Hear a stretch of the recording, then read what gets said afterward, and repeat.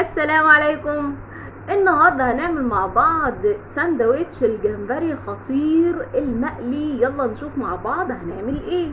ادي معايا نص كيلو من الجمبري، وادي انا غسلته كويس قوي وبعدين رشيت عليه رشه من الفلفل الاسود. ودلوقتي هنجهز مع بعض التتبيله اللي احنا هنقعده فيها. وادي دلوقتي معايا معلقتين كبار من الدقيق، تمام؟ ده نص كيلو من الجمبري. حضرنا معلقتين كبار من الدقيق، عليهم 4 فصوص توم مهروسين زي ما انتوا شايفين كده، وهننزل عليهم بليمونه نعصرها كويس.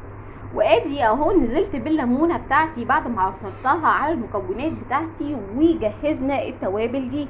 التوابل دي عباره عن معلقه صغيره من الكركم ومعلقه صغيره من البهارات اللي احنا عاملينها سوا. دي عباره عن كمون وتوم باودر، بصل باودر، التحبيشه اللي احنا كنا عاملينها مع بعض. ممكن تحطي المكونات اللي احنا قلنا عليها دي، او لو احنا عندنا توابل بتاعه السمك اللي هي بهارات السمك او بهارات الجمبري ممكن نحطها.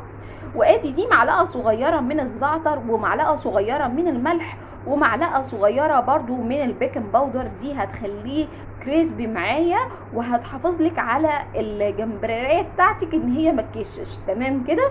هننزل بالبهارات والمكونات بتاعتنا دي على المكونات اللي احنا مجهزينها، ونبدأ نجهز نص كوباية من المية وننزل بيها على المكونات بتاعتنا ونقلب كويس قوي.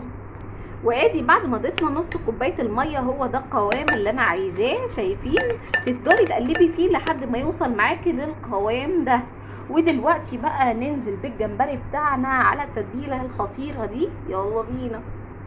وادي اهو الجمبري بعد ما نزلناه في التتبيله نقلبه كويس قوي ونسيبه في التتبيله دي. هندخله التلاجة من ساعه لساعتين عشان يتشرب معايا التتبيله كويس قوي. تمام كده. طبعا ما ننساش ان كل المكونات اللي احنا قلنا عليها دي لنص كيلو من الجمبري. طب لو انا عندي كيلو هتضاعفي كل الكميات دي. تمام كده. يلا بينا ندخله التلاجة. وادي دلوقتي معانا اهو الجمبري بعد ما خرجناه من التلاجة وشرب التتبيله وبقى خطير. يلا بينا بقى نجهز الدقيق. وادي اهو الدقيق، انا جهزت 4 معالق من الدقيق، عليهم معلقه ونص من النشا عشان خاطر تخليه مقرمش ولذيذ. ودلوقتي نقلب النشا مع الدقيق كويس قوي، وممكن كمان نحط رشه من الملح، يعني في حدود اللي هو نص معلقه ربع معلقه، حاجه بسيطه مش كتير. ونقلبهم كويس قوي مع بعض وبعدين ننزل فيهم الجمبري بتاعنا. وادي جمبري معايا اهو بعد ما عفرته بالدقيق. شايفين شكله عامل ازاي؟ طبعا نحطه في طبق كده وهندخله الفريزر. الفريزر لمده نص ساعه ربع ساعه، يعني ما يقلش ما يزيدش عن كده، يعني اللي هو حاجه بسيطه عشان خاطر ما يفصلش لما ينزل الزيت بتاعي. تمام كده. واحنا طبعا متعودين ان احنا ما بنرميش حاجه. التتبيله اللي كان فيها لو اتفضل معاكي حاجه ايا كان ممكن تشيليها وتستخدميها مره تاني، بس اهم حاجه ان انتي تحطيها في الفريزر بتاعتك. تمام كده. طيب بعد ما يخرج معايا من الفريزر هعمل ايه؟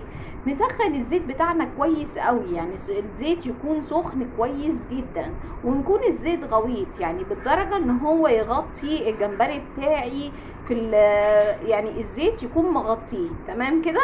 يلا بينا بقى ندخله الفريزر بتاعتنا. وادي الجمبري اهو بعد ما طلعناه من الفريزر وقليناه. شايفين شكله عامل ازاي؟ اهم حاجه واحنا بنقليه ما نقلبش فيه كتير، يعني ممكن ان انتي تهزي طاسه، تمسكي الطاسه تهزيها بس كده، اللي هو ما تقلبوش كتير عشان ما يفرطش منك في الزيت. تمام كده.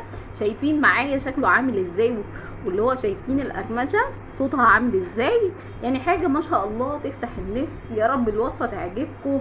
وادي كمان معاها سلطه طماطم وسلطه طحينه. الساندوتش ده بيبقى حلو قوي وغني جدا ومفيد جدا، وكل الناس يعني مش عايزه اقول اللي هو بنسبه كبيره جدا كلنا بنحب الساندوتش ده. يا رب الوصفه تعجبكم. اشوفكم على خير في فيديو جديد. والسلام عليكم ورحمه الله.